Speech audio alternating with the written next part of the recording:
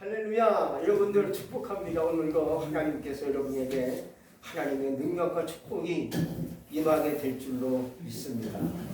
세상에서 가장 아름다운 사람을 한 글자로 말한다면 무엇이겠습니까?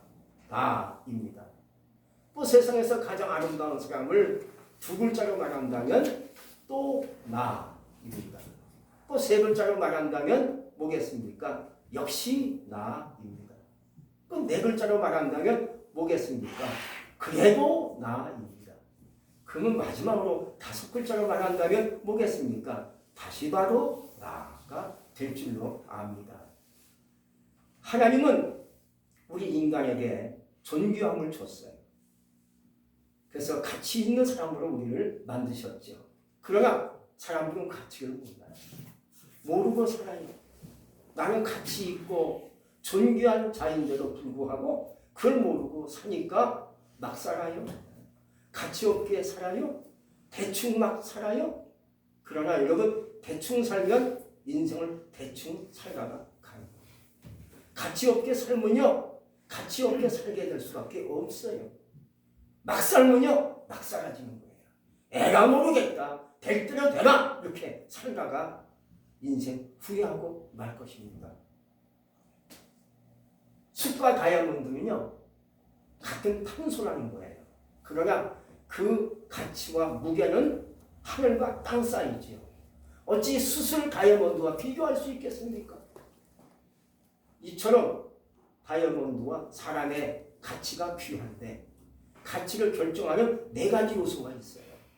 첫째는 풍요도가 맑아야 가치 있는 보석, 가치 있는 사람이 된다는 거예요.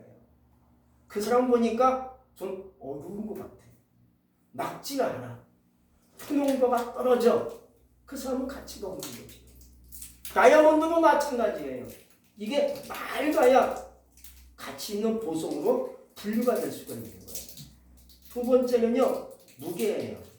이 무게가 가벼우면요, 다이아몬드 가치가 떨어진다는 거예요. 다이아몬드가 작지만 무게가 나가요. 손에 들어보니까는 묵직해요. 이 가치 있는 그러한 보화지요. 사람도 무게가 있어야 돼요. 행동과 말과 모든 것에 무게가 있어야 되는데, 무게가 없게 가벼운 사람은요, 가치 없게 여겨지는 거죠. 배운 것은 많이 있는 것 같은데 인생이 가벼워요. 날아갈 것 같아요. 그런 사람은 누가 봤을 때도 좀 실수 없게 보이고요, 가치 없이 보여지는 것이 아니겠습니까? 또 세 번째는요, 색깔입니다. 컬러죠, 컬러. 참 색깔이 참 좋다. 색깔이 너무너무 곱다.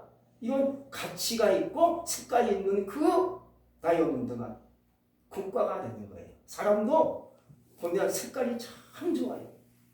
색깔이 너무 영롱해요. 그런 사람이 가치 있는 사람으로 이렇게 판단이 되는 거죠. 마지막에 모양과 결이에요, 결. 이 다이아몬드 결 따라 빛이 막 나온다는 거죠. 그래서 보통 고가의 다이아몬드는 108번을 깎아야 된다는 거죠. 깎인 만큼 빛이 나오는 것처럼 인생도 그런 거예요. 인생도 다듬어지고 깎여졌을 때, 아, 그 사람은 괜찮다. 원래 그런 줄 알았는데 물어보니까 다 겪은 사람이에요. 연단도 받고 깎여질 만큼 깎여지고 다듬어졌는 걸 몰랐지요. 그렇지만 현재 와서 보니까 너무나 가치 있게 보여지는 거예요. 우리는 그러나 한 가지가 더 첨가가 돼요. 바로 여기다가 예수 그리스도가 첨가가 돼야만이 완전하고 온전한 사람이 될 수 있다는 거죠. 우리는 주님의 손에 의해서 깎여지고 예수님의 보혈피로 더러움이 씻겨지고 거룩한 하나님의 사람이 됐어요. 그래서 걸작품이 되고 있는 거예요. 이것을 다시 성경으로 얘기하면 거듭났다라고 얘기할 수 있어요. 화폐는 참된 주님을 만났을 때 빛을 발하는 거예요. 좋은 주인 만나면 그 돈이 값어치를 하는 거예요. 귀한 일에 돈이 쓰여지죠. 어려운 사람에게 돈이 들어가요. 힘든 사람에게 돈이 들어가서 그 사람을 일으켜요. 그 사람을 일으켜줘요. 계획한 것이 이루어지는 역사가 물질을 통해서 나타나는 거예요. 누구를 통해서? 선한 사람을 통해서 돈이 들어가면 쓰여질 때 이 돈의 가치가 발휘가 되는 거예요. 그러나 돈이 악한 자에게 들려줬다면 어찌해야 되겠습니까? 방탕한 쪽으로 가는 겁니다. 이상한 쪽으로 가는 겁니다. 유흥 쪽으로 돈이 들어가서 돈을 통해 사람이 망가지고요. 돈을 통해 사람이 쓰러지고요. 죽기도 하고요. 세상 여러 가지 문제가 생기는 줄로 믿습니다. 이처럼 우리 존재는요. 참된 주인을 만났을 때 영롱한 빛을 발할 수가 있는 거예요. 잘못 만나면 안 되잖아요. 근데 내 인생이 참된 주인을 만났어요? 그럼 내 인생이 밝아지고 아름다워지고 존귀한 자가 될 수가 있지 않겠습니까? 그러나 자기 마음대로 사는 사람이 있어요. 내 인생은 내 거야. 내가 사는데 누가 나한테 뭐라 그래? 하고 내 마음대로 사는 사람은요. 나중에 강대가 와요. 그럴 때 오늘 말씀과 같이 부딪히는 돌과 거치는 반석이 된다고 얘기해주고 있어요. 모든 데서가 부딪혀요. 막혀요. 잘 안 돼요. 왜? 주인의 손에 끌려서 살지 못하고 내 마음으로 살다 보니까 막 막히는 것이 있고요. 거치는 것이 자꾸 생기니까 화가 나요. 재미없어요. 인생에 행복할 수가 없는 거예요. 사람의 가치는 돈으로 살 수 있겠습니까? 금으로 살 수 있겠습니까? 안 되잖아요. 돈이 아무리 많아도 인생의 가치를 올릴 수 있겠습니까? 안 되잖아요. 하나님 나를 지으셨을 때 존귀하게 만드셨는데 어찌 그 존귀함의 가치를 돈으로 비교할 수 있겠습니까? 안 되잖아요. 우리는 어떤 존재일까요? 오늘 말씀의 첫 번째 말씀하시기를 바로 택하신 족속이다 라고 말씀해 주고 있어요. 존귀하게 지음받았음에도 불구하고 또 거기다가 우리를 택했다는 겁니다.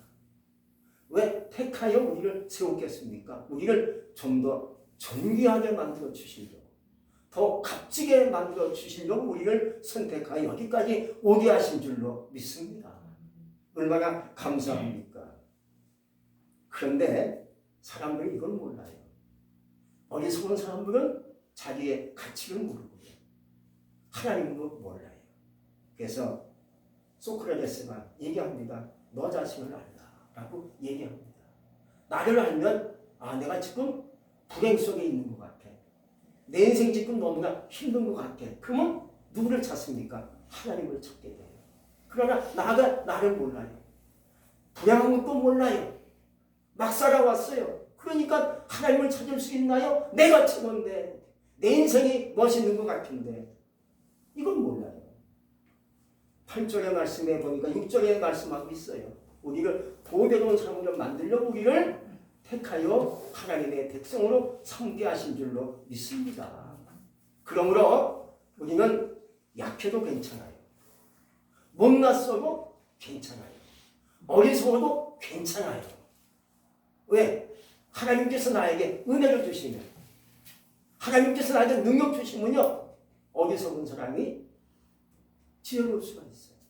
약한 사람이 강해질 수 있어요.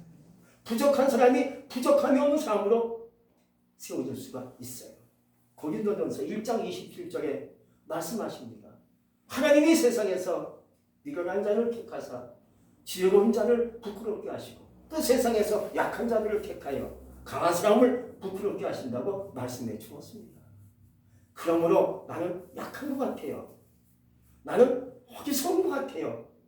그렇다고 해서 여러분들이 절망하거나 실망하지 않기 바랍니다.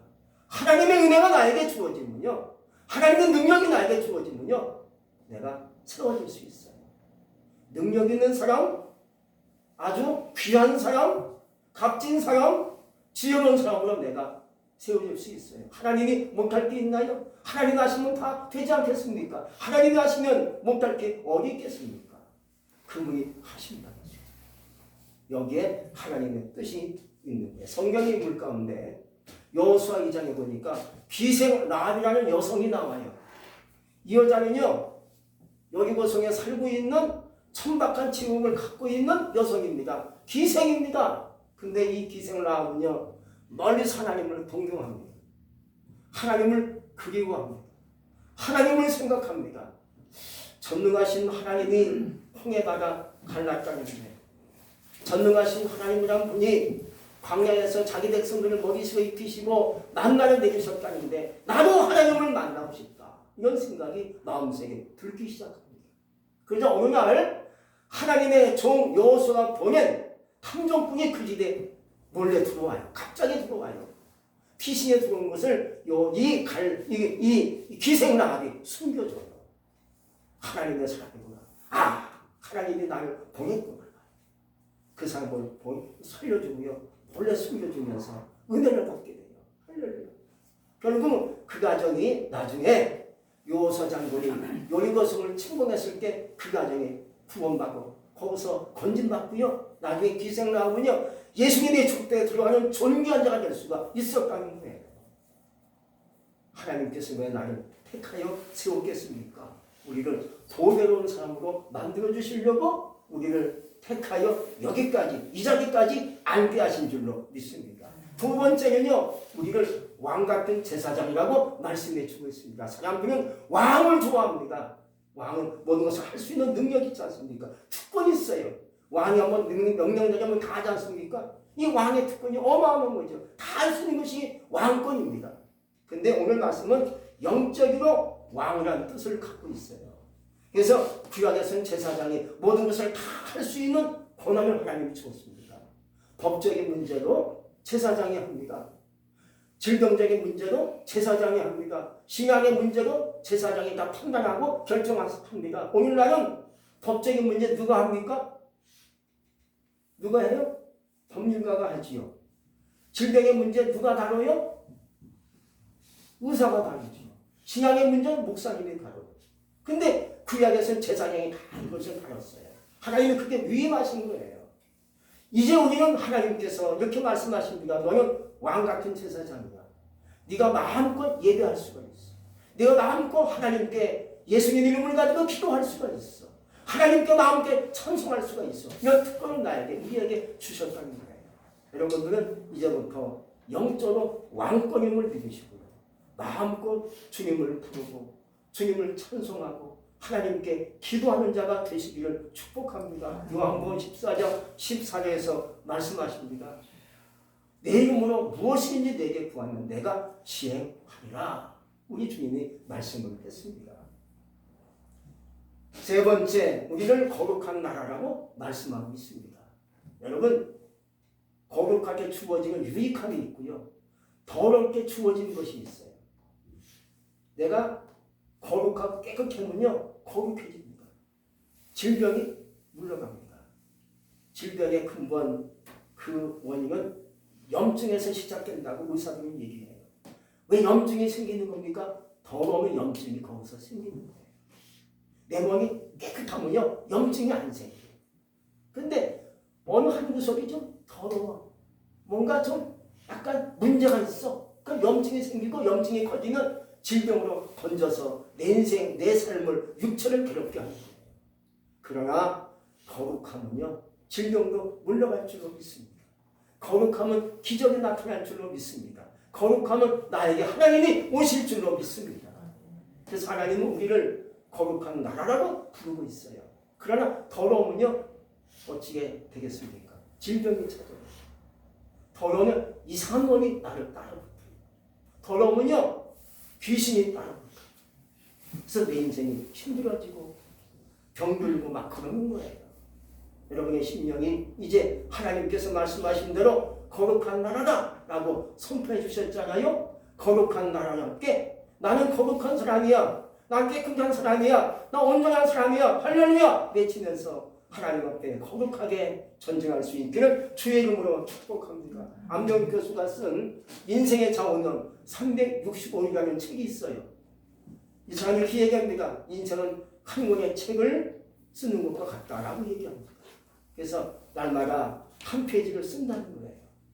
어떤 사람은 아주 한 페이지를 멋있게 쓰는 사람도 있고, 어떤 사람은 한 페이지를 이상하게 쓰는 사람도 있고, 어떤 사람은 한 페이지를 더럽게 쓰는 사람이 있고, 어떤 사람은 한 페이지를 깨끗하게 쓰는 사람이 있고, 어떤 사람은 한 페이지를 쓰는데 공허하게 쓰는 사람이 있고, 어떤 사람은 한 페이지를 충실하게 쓰는 사람도 있다 라고 얘기합니다. 어떤 사람은 또 인생을 한 페이지를 쓰는데 아주 정말로 아름다운 노래를 부르면서 그런 노래를 읊어가며 쓰는 사람이 있는가, 어떤 사람은 아주 절망적인 노래를 부리며 쓰는 사람도 있다라고 얘기합니다.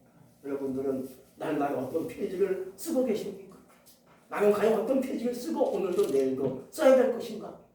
하나님 앞에 거룩한 노래를 부르며 찬송하며 나갈 수 있기 바랍니다. 우리의 인생은 또 우리는 원래 죄 많은 인생이었는데 예수님의 나를 피로 값주고 사셔서 거룩한 백성으로 삼게 하고 우리를 하나님을 찬양하는 사람으로 만들어 주셨는데 그것이 바로 오늘 경배 찬양인 줄로 믿습니다. 내가 주님을 찬양할 수 있어요. 그래서 나를 부르셨고 또 나를 택하셨고 거룩한 나라답게 만들게 하셨네요. 내가 평생을 찬양하겠습니다. 저는 하나님께 늘 결심해요. 내가 평생 하나님께 무릎 꿇고 기도하겠습니다. 라는 결심을 날마다 하고 기도하고 있어요. 여러분들도 평생을 어떻게 하나님께 결심할 수 있겠습니까? 내가 하나님께 평생을 노래하겠습니다. 하나님을 찬양하겠습니다. 내가 주님을 노래하겠습니다. 그러한 거룩한 나라가 되시기를 주의 이름으로 축복합니다. 네 번째는요. 하나님의 손이라고 말씀해 주고 있잖아요. 소속감이 있는 사람과 소속감이 없는 사람은 규모가 삶의 규모가 굉장히 차이가 있어요. 소속감 있는 사람은 그 소속감에 맞춰서 규모 있게 살 수가 있지만 소속감이 없는 사람은요 자기 멋대로 살아요. 근데 사람은 홀로 살 수 없지 않습니까? 하나님이 인간을 만들 때 아담이 혼자 독처한 것이 별로 좋게 보이지 않으시니까 하와를 만들어서 그에게 여자를 만들어 줬습니다. 소속감을 줬지요. 인생한테 소속감이 있어야 돼요. 홀로 살 수 있나요? 홀로 못 살죠. 누군가가 있어야 함께 어울려서 교제하며 살 수 있는 것이 인간의 사회생활이 아닙니까? 어째 홀로 살 수 있겠습니까? 나 혼자 못 살아요. 외롭고 쓸쓸하고 힘들고 지쳐요. 그러나 누군가가 있을 때 함께 얘기도 하고 함께 도와가면서 도우며 살 수 있는 것이 인간의 삶이 아니겠습니까? 근데 이것을 모르는 자가 많이 있어요. 나는 혼자가 좋아. 다 필요 없어. 이런 사람은요. 시간이 가보면 깨닫게 되는 줄로 믿습니다. 이제 우리가 받은 큰 축복이 하나가 뭔지 아십니까? 우리가 하나님의 소유가 됐다는 거예요. 하나님의 소유가 됐다는 것은 하나님이 나를 책임을 져주신다는 거예요. 나를 도와주신다는 거예요. 나를 이끌어주신다는 거예요. 나를 항상 옆에서 지켜주신다는 거예요. 이것이 하나님이 나를 소유 삼은 당신의 뜻, 하나님의 뜻인 줄로 믿습니다. 예전에는요, 내 인생 내가 관리했어요. 그러나 보니까 좀 엉망이 없고 실수가 많았고 넘어진 도 있었어요. 왜? 내 인생 내가 관리하니까 왠지 모르게 아이고 잘못했네. 그렇게 안 됐으면 좋았을 텐데 이렇게 내가 결정을 했지? 하고 내가 하나님께 후회할 때가 있어요. 그러나 이제는 내 인생 하나님께 있음을 믿으시기 바랍니다. 내가 이제 하나님께 속해 있어요. 하나님의 소유가 됐어요. 내 인생 주님이 말씀하시고 주관하시고 이끌어가세요 라고 주님께 내 인생 맡겨드리고 주님의 손길을 따라 살 수 있기를 주의 이름으로 축복합니다. 마지막으로 보면 아주 엄청난 말씀이 오늘 말씀에 있지요. 우리를 어두운 데서 불러낸 목적이 있다는 거예요. 우리가 지금까지 살아오면서 예수 믿기 전에는 어두운 가운데 살았죠. 마귀의 손에 끌렸던 인생이었죠. 그러나 이제 나를 왜 하나님이 불러서 나를 인도했습니까? 불러내신 목적이 있어요. 그 목적이 뭔지 아십니까? 오늘 말씀해 보니까 바로 주님의 아름다운 덕을 선전하게 하시려고 우리를 불러서 어두운 데서 불러서 이 자리까지 오게 하신 줄로 믿습니다. 여러분 이 말씀의 의미는 다시 말씀드리면 하나님께 쓰임받도록 하시기 위해서 우리를 불렀다는 거예요. 하나님께 쓰임받기를 원하십니까? 이제 내가 내 인생 하나님께 마지막 인생 남은 여생을 하나님께 쓰임받기를 원합니다. 그렇게 여러분들이 고백하고 결심할 수 있기를 주의 이름으로 축복합니다. 이것이 가장 최고의 뜻이라는 거예요. 하나님께 쓰임받아야죠. 마귀의 손에 쓰임받으면 되겠습니까? 할렐루야. 그래서 오늘날 영적인 고아가 있어요. 영적인 고아는요. 소속감이 없는 사람을 얘기하는 거예요. 더 나가서 구경하는 사람은요. 마귀의 손에 들어있는 자가 있어요. 어딘가에 소속이 있어야겠는데 하나님께 속하지 못하면 마귀에게 속할 수밖에 없어요. 이런 사람은 불행한 사람이죠. 예수님의 제자 가룟 유다는요, 예수님을 이렇게 따라오면서 예수님의 제자 같은 사람이었지만 소속은 마귀한테 있었어요. 늘 생각하는 마음이, 생각하는 뜻이 예수님이 이렇게 명성이 자자하고 인기가 높은데 예수님이 이 땅에 왕이 될 것은 틀림없는 것 같은데 나도 이제 예수님이 이 땅에 왕이 되면 나도 한 자리 없겠지. 이러한 사고방식을 가지고 예수님을 따라오는 사람이 가룟 유다라는 거예요. 다른 제자는 예수님이 다 선택했습니다. 너는 나를 따라오너라. 베드로, 요한, 야고보 그렇게 주님이 선택했는데 이 가룟 유다만큼요 스스로 예수님을 따라왔어요. 나도 예수님의 제자 되고 싶어요. 근데 마음속에 그 생각과 계획은 딴 데 있는 거예요. 예수님이 이 땅에 대통령 왕이 되면 나는 이렇게 한 자리 없겠지. 이런 마음을 가지고 유다가 예수님을 따라왔는데 예수님이 이렇게 2년, 3년 가시면서 가시니 자기 생각과 빗나가는 거예요. 나는 이제 죽어야 될 것이다. 십자가 진다. 엉뚱 얘기하시니까 유다가 실망하는 거예요. 이건 아닌데 내 계획은 이것이 아니었는데 왜 죽는다는 말씀하시지? 왜 십자가 진다는 말씀하시지? 이건 아닌데 결국 이 유다가 마귀한테 속게 되는 거예요. 마귀의 손에 끌려가는 거예요.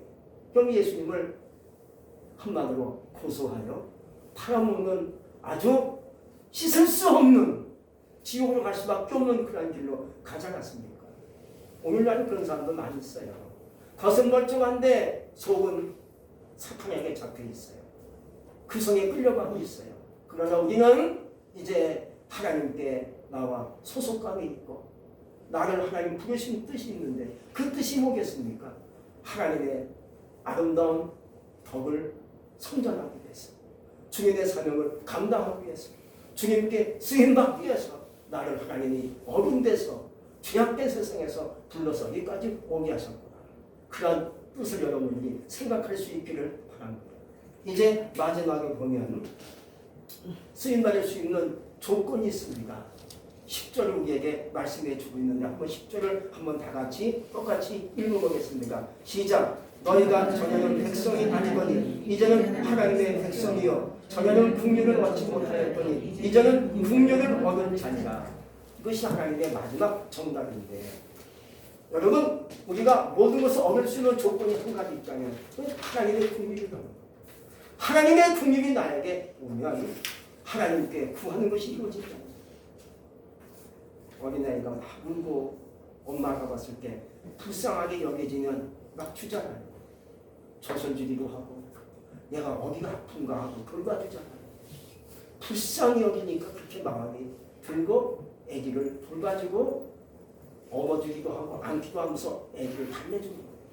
이처럼 우리가 하나님께서 우리를 봤을 때 내가 불쌍하게 보여. 그러면 하나님께서 나에게 뭘 주시겠습니까? 야, 너 원하는 게 뭐냐? 너 배고프냐? 너 어디 아프니? 너 돈이 없니? 너 어디가 힘든 데 있냐? 내게 말하라. 내가 해줄게. 도와줄게. 그렇게 말씀하십니다. 이게 하나님의 국률이라는 거예요. 그래서 이제는 너희가 국률을 얻었다라고 얘기하십니다. 하나님의 국률이 나에게 왔어요. 여러분에게 오늘 하나님의 국률이 온 줄 믿습니다. 이제 그 국률을 가지고 나에게 하나님의 국률이 왔구나. 하나님 나를 불쌍히 여기시는구나. 내가 하나님께 나가서 기도해야지. 하나님께 눈물로 호소해야지. 하나님께 눈물로 간절히 간구해야지. 하나님이 들으시고 너 어디 아프니? 왜 우니? 내가 도와줄게. 하나님이 역사하시면 문제가 풀리고 문제가 열리고 나의 모든 기도하는 제목이 이루어질 줄로 믿습니다. 아무쪼록 우리는 하나님의 거룩한 백성이 됐어요. 주님께서 나를 불러서 여기까지 왔어요. 하나님께 귀하게 쓰임받다가 평생을 살면서 복되게 살 수 있기를 주의 이름으로 축복합니다. 아멘. 기도하겠습니다. 전능하신 하나님 감사합니다. 오늘도 주께서 우리에게 말씀하시고 은혜 주시니 진실로 감사합니다. 왜 하나님 나를 불러서 여기까지 오게 했습니까? 우리를 귀하게 쓰시려고 하나님의 것을 감당하게 하시려고 우리를 불러서 여기까지 오게 하신 줄로 믿습니다. 이제 우리는 하나님의 거룩한 백성이요 왕같은 제사장이요 주님이 부르신 그한 택한 백성이 아니겠습니까?